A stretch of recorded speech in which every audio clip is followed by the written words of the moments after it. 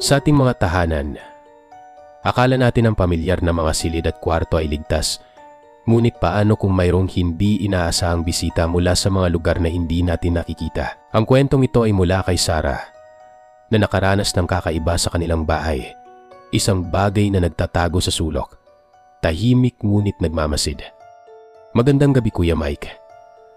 Ako si Sarah at gusto kong ibahagi ang aking karanasan na nangyari sa aming bahay. 4 kaming magkakapatid at ako ang panganay. Isang hapon pagkagaling ko sa eskwela, wala pa sina mama at papa. Nakaalis na rin ang yaya, kaya ako muna ang nagbabantay sa mga kapatid ko. Habang nanonood kami ng kapatid kong babae ng video sa sofa, ang bunso naming kapatid na kakagapang pa lang ay tahimik na naglalaro sa carpet. Nalibang na kami sa panonood, hindi namin napansin na gumapang na siya papunta sa stockroom, kung saan naroroon nakalagay ang mga lumang gamit ni mama. Laging sarado ang pinto ng stockroom na yon. Hindi namin binubuksan dahil maraming kalat at lumang gamit. Pero nung araw na yon, napansin ko na nakabukas ang pinto at pumasok ang bunso naming kapatid habang tumatawa. Parang aliw na aliw siya. Nakaramdam ako ng kaba, kaya dali-dali akong tumayo para sundan siya.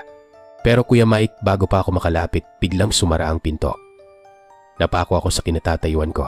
Hindi ko maintindihan kung paano ito nangyari. Ang pinto ng imbakan ay nabubuksan lang mula sa labas. Paano ito naisara ng kapatid kong gumagapang pa lang?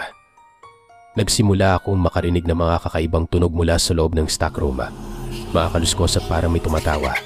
Sigurado akong nandoon pa ang kapatid ko sa loob. Nagmamadali kong binuksan ang pinto at nakita ko siyang gumagapang palabas. Pero hindi pa rin nawawala ang bigat sa dibdib ko. Iba ang pakiramdam ng paligid. Sinara ko ulit ang pinto at bumalik kami ng kapatid ko sa sofa. Ilang minuto lang ang lumipas. Narinig ulit namin ang mga kaluskos mula sa loob ng imbakan. Mas malakas. Parang may mabigat na bagay na hinahagis. Nagkatinginan kami ng kapatid ko. Parehong natatakot. Biglang umuga ng malakas ang pinto ng stockroom. Parang may gustong lumabas mula sa loob. Tumayo ang balahibo ko Kuya Mike. Hindi ko alam kung tatakbo ako o bubuksan ang pinto para malaman ko kung ano ang nangyayari.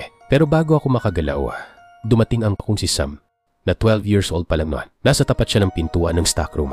Sinabihan ko siya, buksan mo ang pinto. Nasa loob si Bunso. Pero naguguluhan siyang sumagot. Ha? Nasa likod ko si Bunso. Paglingon ko, totoo nga. Nandun ang bunso naming kapatid, gumagapang papalapit kay Sam. Pero ano yung nasa loob ng imbakan? Sino ano ang gumagawa ng ingay? Napasigaw kami ng kapatid ko at sabay kaming tumakbo palabas ng kwarto. Dumating sina mama at papa at ikinuwento namin sa kanila ang nangyari. Pero parang hindi sila naniniwala. Simula noon, hindi ko na pinilit buksan ang pinto ng stockroom. Tinakpan ng cabinet at nilagyan ng TV sa harapan. Pero Kuya Mike, hindi doon natapos ang mga kababalaghan.